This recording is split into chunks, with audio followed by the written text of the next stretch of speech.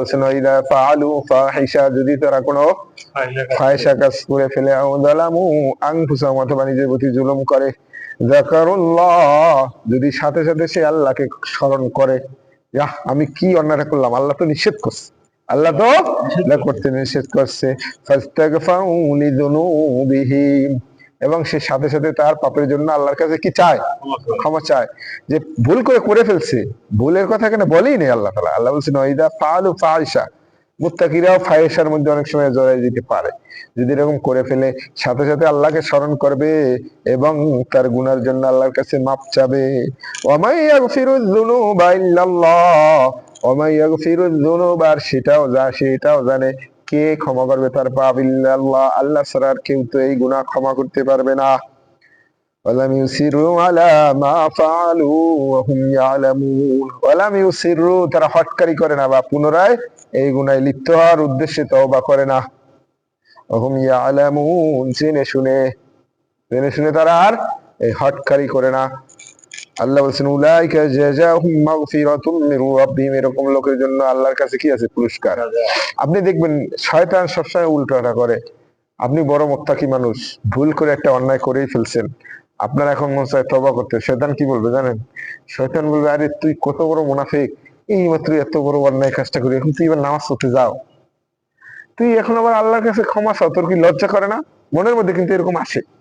কিন্তু আল্লাহ বলছেন উল্টাটা, যে সাথে সাথে সে আল্লাহর কথা স্মরণ হয়, আল্লাহর কাছে ক্ষমা চায়, এবং সে জানে যে আল্লাহ ছাড়া আর ক্ষমা করার কেউ নাই।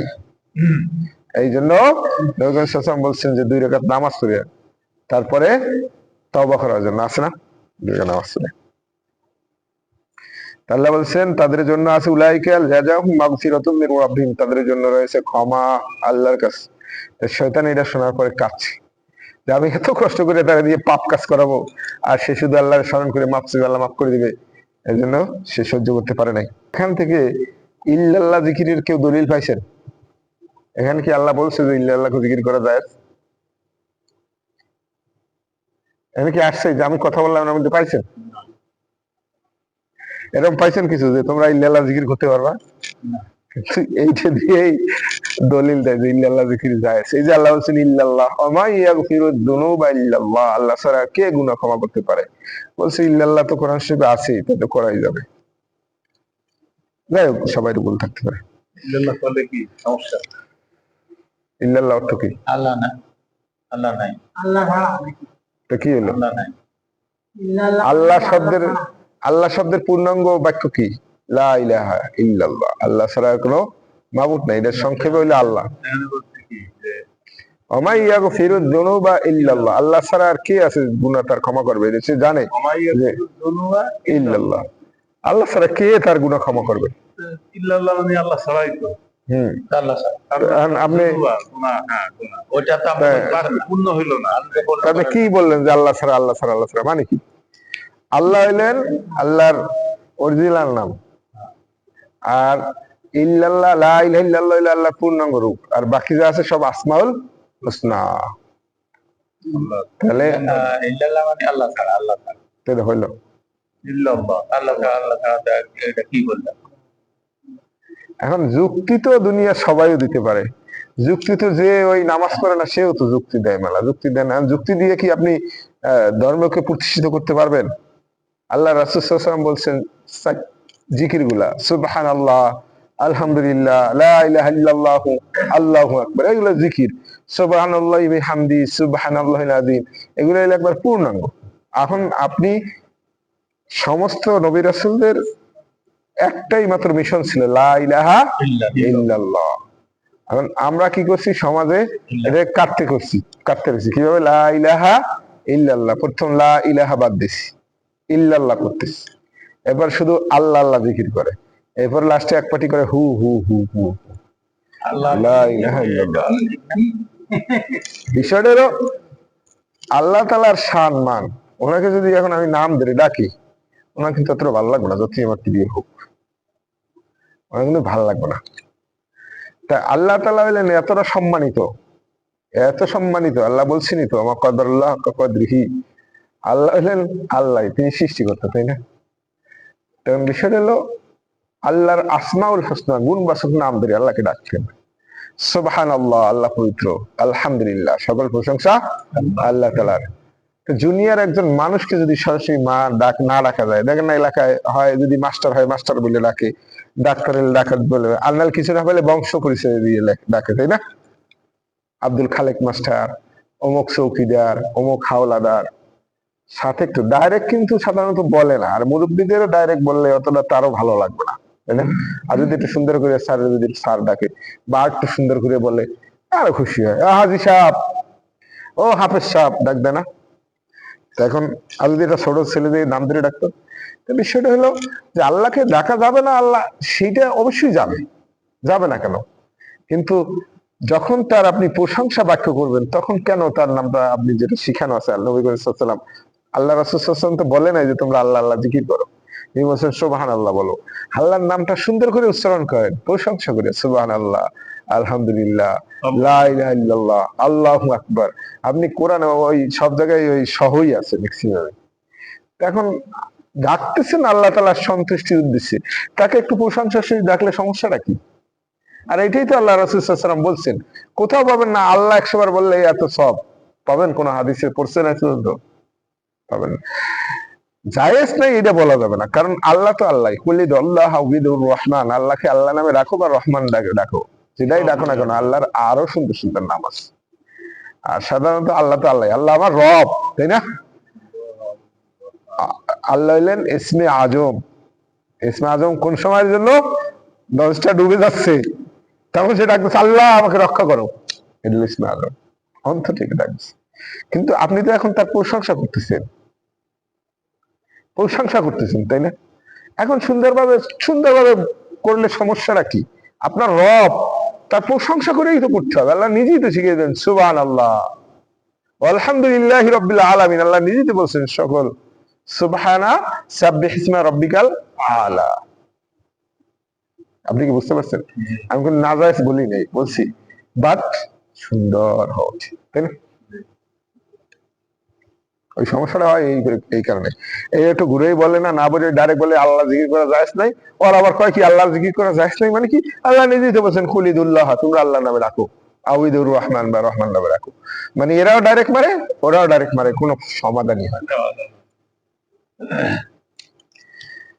এরপর আল্লাহ বলছেন যে উলাইকা জাযাহুম মাগফিরাতুম মির রাব্বিহিম, তাদের জন্য রয়েছে তাদের রবের কাছ থেকে ক্ষমা, ওয়া জান্নাতুন তাজরি মিন তাহতিহাল আনহার, আর এমন জান্নাত যার তলদেশ দিয়ে নহর প্রবাহিত, খালিদিনা ফিহা, তারা ওখানে চিরস্থায়ীভাবে থাকবে। ওয়া নি'মা আজরুল আমিলিন, আল্লাহ বলছেন যারা পুরুষ আমল করে, যারা ইবাদত করে, তাদের পুরস্কার কতই না উত্তম পুরস্কার। কদ খালাত মিন ক্বাবলিকুম সুনান, তোমাদের পূর্বে বহু যুগ বহু জাতি অতীত হয়ে গেছে। ফাসিরু ফিল আরদি, সুতরাং তোমরা জমিনে ভ্রমণ করতে পারো। ফানজুরু কাইফা কানা আকিবাতুল মুকাজ্জিবিন, তারপর দেখো যারা মিথ্যাবাদী ছিল তাদের পরিণতি কত ভয়ঙ্কর হয়েছে।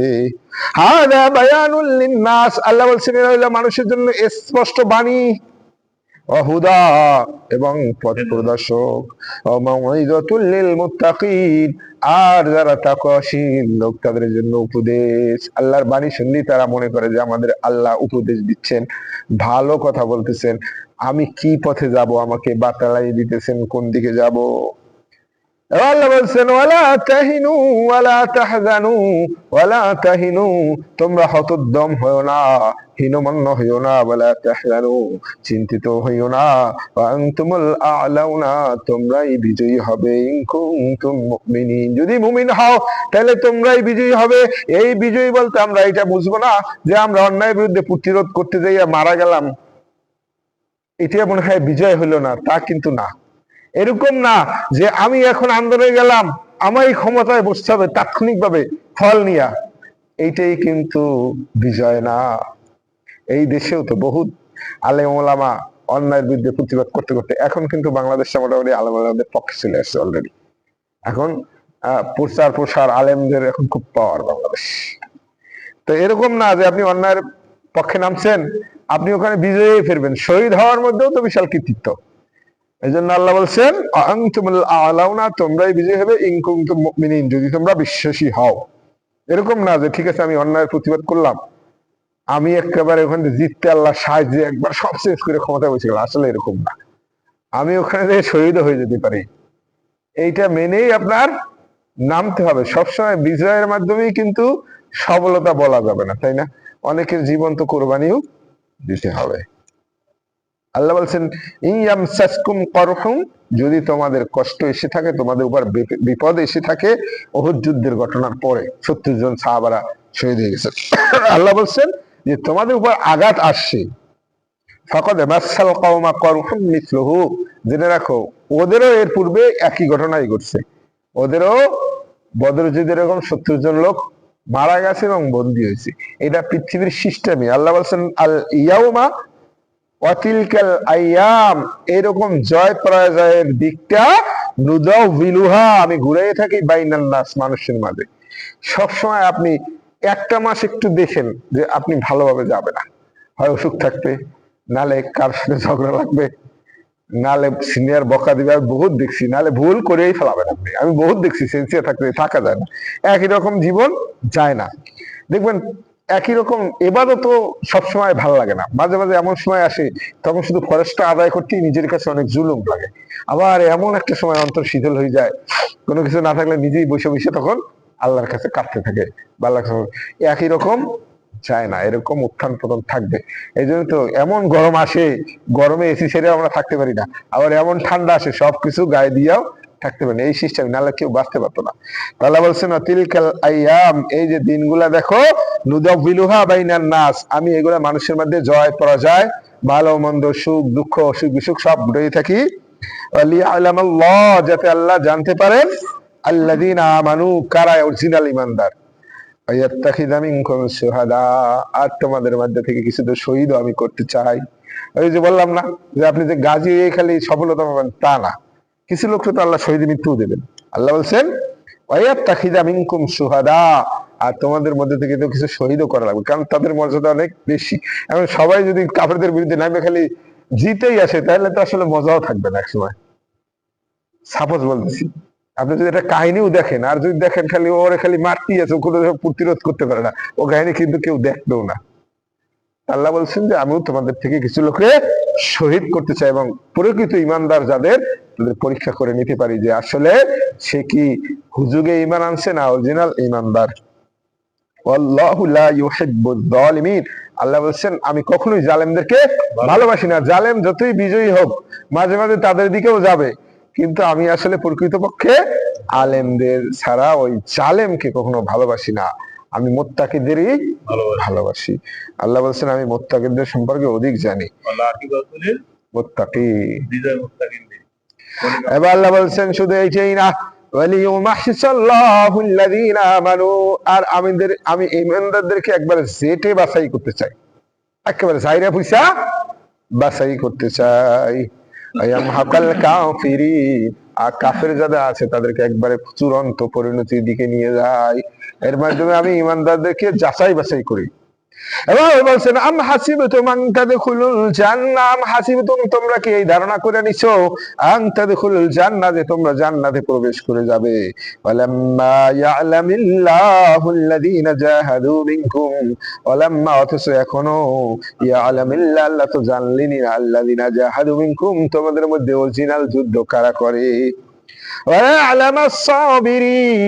অথবা আল্লাহ এখন পর্যন্ত তোমাদের মধ্যে কারা ধৈর্যশীল তাদের পরীক্ষাই করে নিলেন না, অথচ তোমরা জান্নাতে চলে যাবে, তোমরা কি এই ধারণা করে বসে আছো? আহাসিবান নাসু আইয়াতরাকু আইয়াকুলু আমান্না ওয়া হুম লা ইফতানুন, এটা তো এরকমই আর কি। আল্লাহ বলছেন মানুষ কি এই ধারণা করে নিয়েছে যে সে বলছে ঈমান আনছি আর তাকে ছেড়ে দেওয়া হবে, সে এমনি এমনি জান্নাতে যাবে? এটা কখনোই সম্ভব না। এখানে আল্লাহ বলছেন আম হাসিবতুম, তোমরা কি ধারণা করছো, আন তাদখুলুল জান্নাহ, জান্নাতে এমনি এমনি প্রবেশ করবা।